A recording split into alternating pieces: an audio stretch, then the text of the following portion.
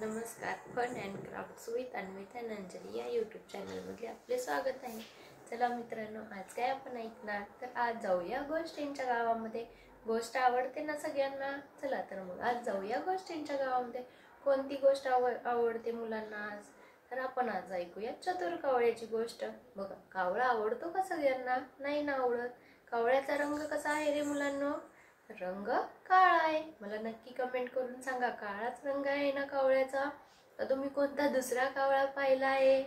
बघ, कावळा तर हा कोणाला पक्षी आवडत नाही. सगळ्यांना चिमणी आवडते, पोपट आवडतो, कारण ते मिठू मिठू बोलतो. चिमणी चिवचिव आवाजात गाणं म्हणते, मैना गाणं म्हणते. पण कावळ्याला तर पितृपक्षामध्ये किती मान असतो. प्रत्येक पक्षाचं वेगवेगळं कार्य आहे, त्यामुळे ते त्या त्यांच्या रंगानुसार एका जंगलामध्ये कावळा काव काव काव करत येत असतो. पण त्याला खूप कुठंच पाणी मिळत नसते. त्याला तर तहान लागलेली असते. त्याला आपली तहान तर भागवायची असते. कृतीयुक्त गोष्टीमध्ये मी आणि अन्वितने बघा कशी गळली आहे गोष्ट. अन्वित कावळा झालेला आहे आणि मी पाण्याचा मडका झालेली आहे. मग तो भरलेला आहे मडका. मग अन्वित काव काव करत येतो शोधत. मग त्याला एक मटका दिसल्यामुळे तो त्याच्यामध्ये वाकून पाहतो, पण त्याच्यातलं पाणी खूप खोल गेलेलं असतं. मग तो आजूबाजूला पाहून त्याला एका ह्याच्यामध्ये खडे दिसतात, म्हणून तो एक एक आपल्या चोचीने टाकण्याचा प्रयत्न करतो.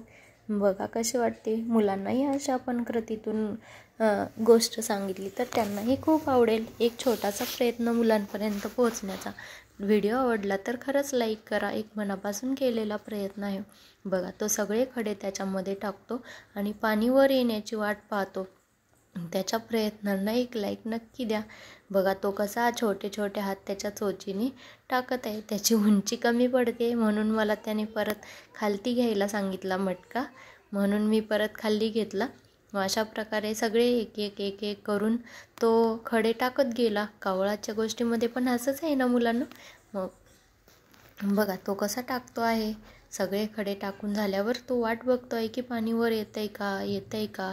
मग परत सगळे खडे टाकून झाल्यावर त्याला तर खूप तहान लागलेली असते, म्हणून तो पाहतोय किती पाणी वरती आले ते पाहतोय. मग परत आता म्हणते थोडंसं अजून वरती यायचं राहिले, म्हणून तो परत अजून प्रयत्न त्याचे करत राहतो.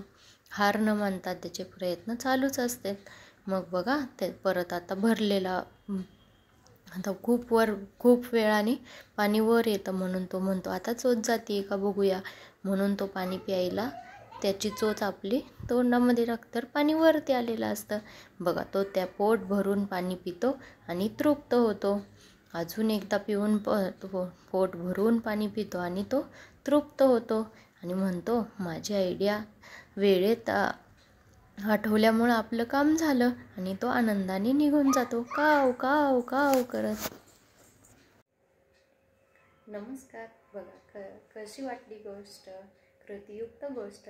या कृतीयुक्त गोष्टीतून आम्हाला हेच सांगायचं होतं की मुलांना समजण्यासारखं जर आपण सांगितलं किंवा कृतीतून एखादी गोष्ट त्यांना सांगितली तर ती त्यांच्या मनातमध्ये खूप चांगल्या प्रकारे समजून जाते किंवा त्यांना परत कधीच ती विसरणार नाही. त्यामुळे कोणतीही गोष्ट आपण जर मुलांना कृतीयुक्त पद्धतीने सांगितली तर त्यांचा विकास होण्यास खूप मदत होते. तुम्ही तुमच्या मुलांना कशा गोष्टी सांगता नक्की कमेंट करून सांगा. व्हिडिओ आवडला असेल तर एक लाईक नक्की करा. चॅनलवर नवीन असाल तर सबस्क्राईब करायला विसरू नका. भेटूया अशाच नवीन वेगवेगळ्या व्हिडिओंसोबत. तोपर्यंत बाय.